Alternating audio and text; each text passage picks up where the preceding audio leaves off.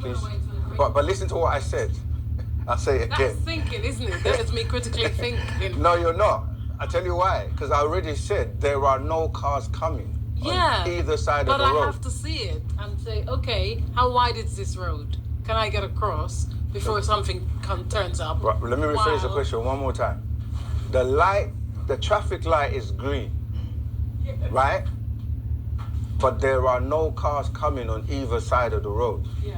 But the little man that tells you to cross the road is red, which means what? Stop, wait. Right. Wait. And my question to you is, what would you do? I would cross.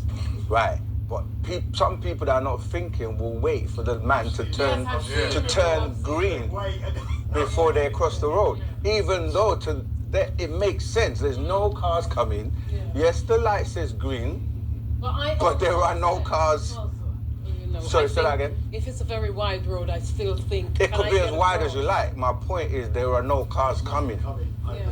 So which means that you've already assessed that you're not in any danger. So that's assuming it's a straight road and you can see for miles. So you're making it complicated now. They can come, like where See, this is you know. They can come from Acre Lane or Colaba Lane and turn. No, okay. Let's. And then suddenly you're like, oh, It's a straight road. There's no curves and nothing. It's just a straight road. You want to cross the road, and the little red man says red, and you're standing there looking both sides, and there are no cars. Some people wait for the green man to turn from red to green before they cross the road because of the programming. Yeah, right. Go ahead, Zama. I'm gonna say, if you're thinking for yourself, yeah, and you've assessed it how you're telling this question, yeah, then it's just, I don't know, I can't say, it's just right to take the opportunity to go. Yeah. Because there's no cars. I was gonna say common sense, but common sense ain't common though. So I wasn't gonna say common sense. Yeah. I was gonna say it's just right to take the opportunity to make that move because there's no cars. That's right. You scan the whole scene. You need to get over the other side. Even though the light screen for cars to come, there is no cars, and the little man is red telling you to wait. But what are you waiting for? You don't need to wait. Right. Me personally, when I always have that opportunity, I take it and I cross. Right. Because I don't need to wait for it. So there are people waiting for Jesus to come. And they've been waiting for thousands of years. That is actually a joke. No, but this is what I'm saying, how you think. Because if you start asking them, how is he going to come? And where is he going to come? And how are you going to know who he is? When he comes, if he comes.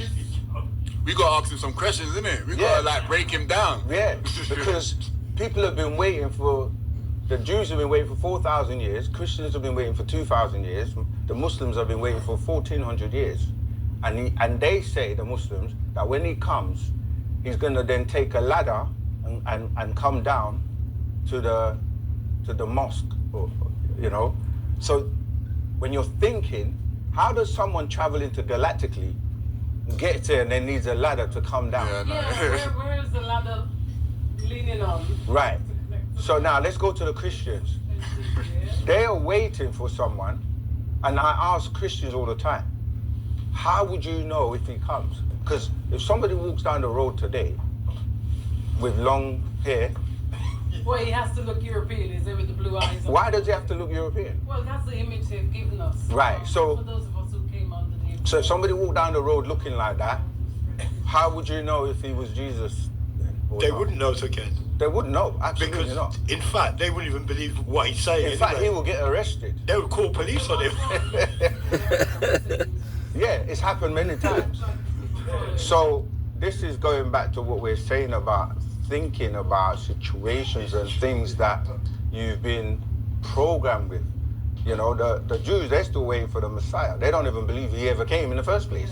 To then go and come back. And when you ask Christians, how did he leave? How did he go back? Well, they said there was a cloud. Go on. There was a cloud. It's in the book of Acts. Yeah, let's dissect it. Tell me how that worked. There was a cloud, yeah.